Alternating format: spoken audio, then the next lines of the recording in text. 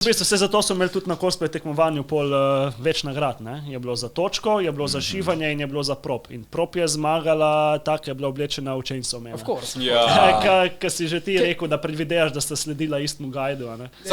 Kak je bilo dejansko cosplay tekmovanje? Ker potem sem slišal, da je bilo prepočasno, da ni bilo... Ja, malo bil problem zaradi delejanja vmes, pač hec je bil temu, so se predstavili, ne, sem postavil vprašanja in pol si morajo sodniki pač pogledati cosplay.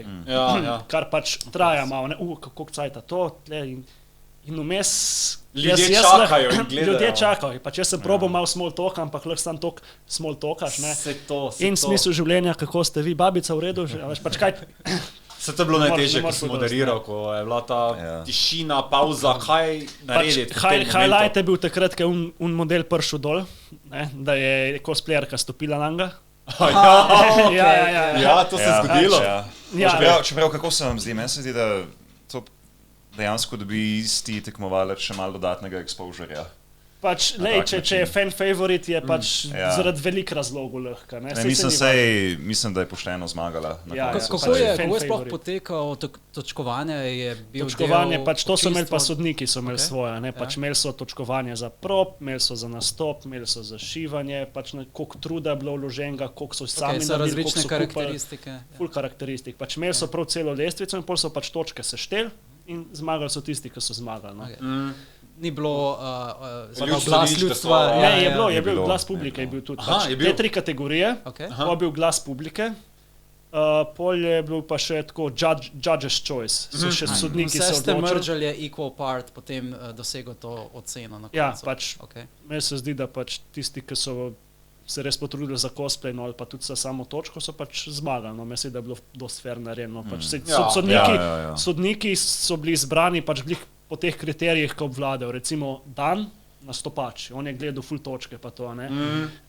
Eva pa recimo Jan, ona dva znata prope, šivati, pa vse te stvari. In pač pro cosplayeri so v bistvu ocenjevali ostale. Vsak ima svoje moči, kako smo že prej ugotovili. Vse to.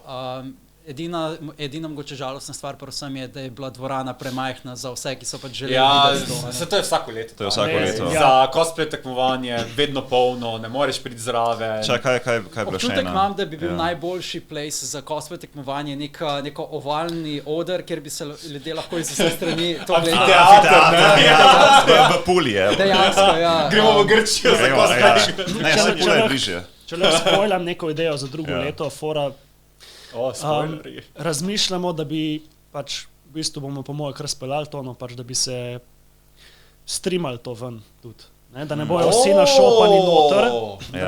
Potem imaš različne panele. Itak valjda, folk bo še zmer hotel čim več noter hoditi po uživo. Ja, pač v živo. Best option. Za tiste, ki ne vidijo. Jaz, na primer, nisem mogel, ko sem ugotovil, da se cosplay tekmovanje dogaja niti s svojim, pač do takrat sva brez problema hodila naokoli, zato ker sem imel metrski nos pred sabo.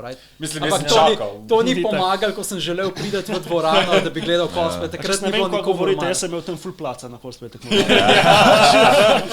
Sam pritožujete se. Če se ne pritožujejo, pa bilo to cool, ker so vsi bili na cosplay tekmovanju, jaz sem pa šel jest. In nisem rado čakal do gosti, tako da.